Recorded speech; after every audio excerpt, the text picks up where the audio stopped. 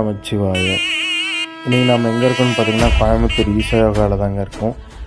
இன்றைக்கி வந்து பார்த்திங்கன்னா சிவராத்திரி. ஸோ நைட்டு ஃபுல்லாகவே வந்து பார்த்திங்கன்னா இங்கே சாங்ஸ் எல்லாம் பாடி நிறைய ப்ளே பண்ணுவாங்க.